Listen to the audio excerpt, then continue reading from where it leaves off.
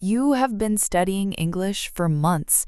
Perhaps you listen to podcasts every single day. Perhaps you read books, you watch movies, and you repeat new phrases in the mirror.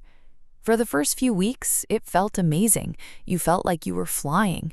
You learned new words constantly. Every day, you could feel your brain getting sharper. But then something changed. The progress stopped. Or at least that is how it feels. You listen to a podcast and you understand most of it, but you don't feel like you are improving. You speak and you use the same words you used last month.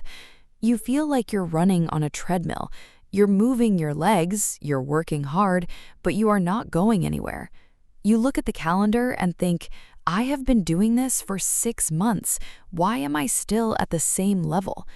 If you are currently feeling this frustration, if you feel like you have hit an invisible wall, I want you to stop.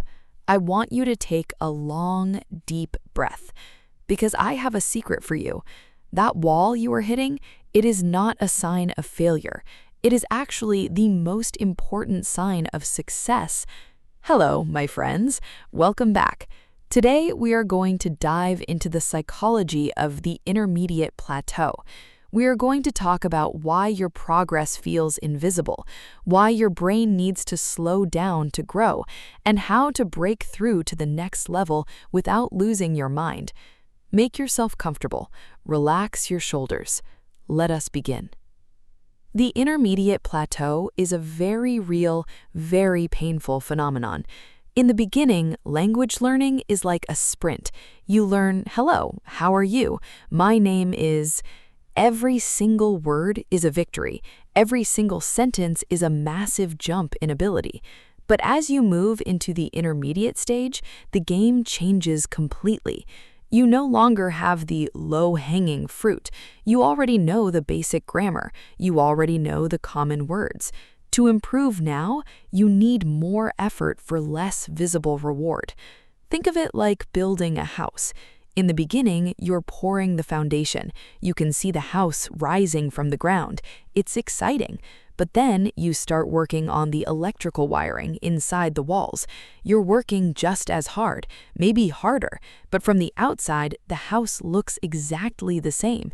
It looks like nothing is happening. But the house is not empty. It's becoming complex. It's becoming a home.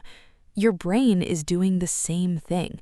When you feel stuck, you are not failing to learn. You're simply in the consolidation phase. Your brain is taking all those thousands of words you have learned and is finally organizing them. It's connecting the dots. It's moving knowledge from your active memory to your active underconscious. This takes time. It cannot be rushed. If you try to force progress here, you will only burn out. So why does it feel so bad? It feels bad because of the Dunning-Kruger effect in reverse. When you were a beginner, you didn't know what you didn't know. You were happy. Now you know enough to realize how much you don't know. You hear a native speaker and you understand their meaning, but you also notice the complex idioms they use. You notice the speed. You notice the cultural references. Suddenly, your own English feels small. But notice what is happening. Your awareness has grown. Your English hasn't gotten worse. Your ear has gotten better. You are becoming a better critic of your own language ability.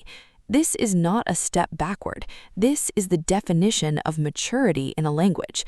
You are no longer guessing. You are observing, and observation is the prerequisite for mastery. But how do we get past this plateau? How do we stop feeling stuck and start feeling the growth again? The answer is not studying harder. It is not buying more grammar books. It is not watching more complicated news reports. The answer is active immersion. Let me explain the difference between passive listening and active immersion. Passive listening is what we have been doing, and it's wonderful. It lowers your anxiety. It helps you get used to the sounds. But if you have been doing this for a long time and you feel stuck, your brain has become too comfortable. It has learned to predict the patterns of the podcast. It has learned to tune out the background noise. You need to introduce a new, gentle challenge. I call this the contextual shift. Instead of listening to the same topics, I want you to force your brain to learn English in a domain it finds difficult. If you always listen to English learning podcasts, stop. Go find a podcast about something you are actually interested in.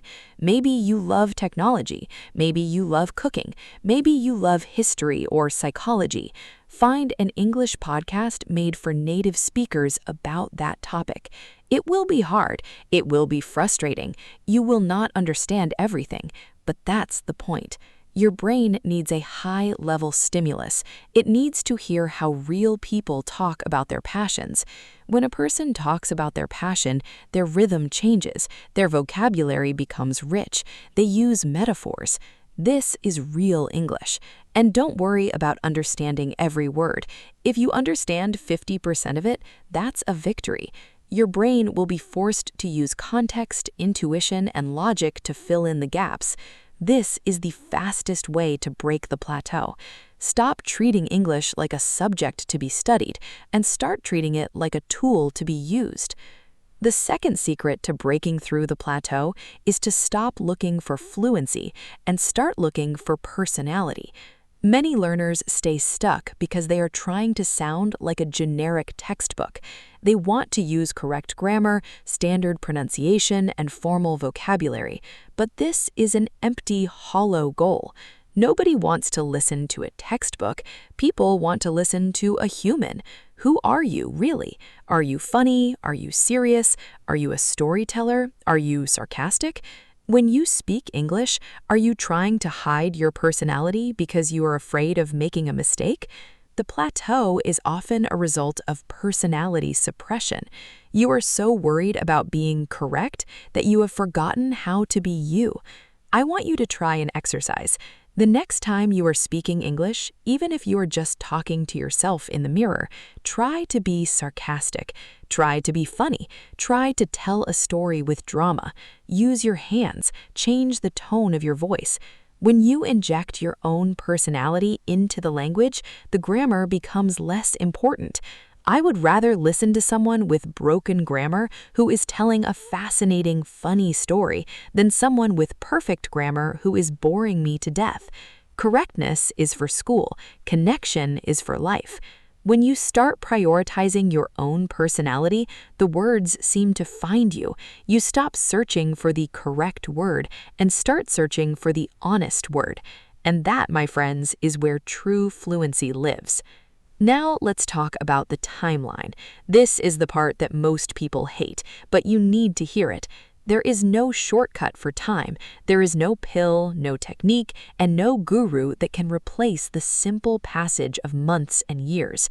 You are not learning a new fact. You are not learning a new math formula. You are growing a new part of your identity. If you are frustrated that you are not fluent yet, I want you to look at how much you have already changed.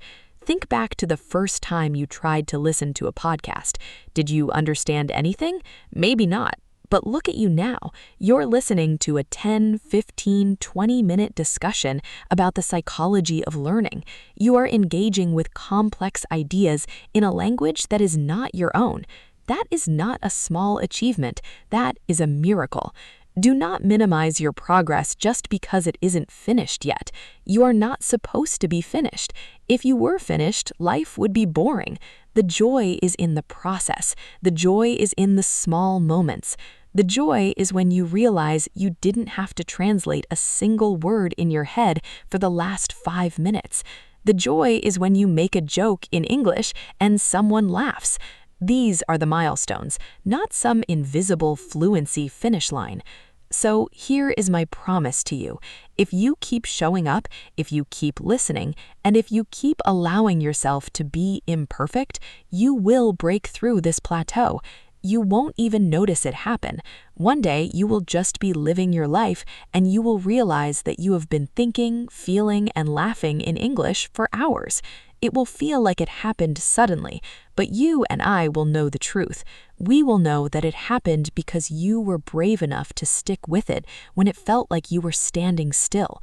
You were growing. You were building the foundation. You are doing the work that 99% of people quit on. I am so incredibly proud of you for that. Thank you for spending this time with me. Thank you for trusting me with your growth. Keep listening, keep being kind to yourself. And remember, the plateau is not a wall. It is just the floor of your next level. I will speak to you again very soon in the next episode. Take care of yourself and bye for now.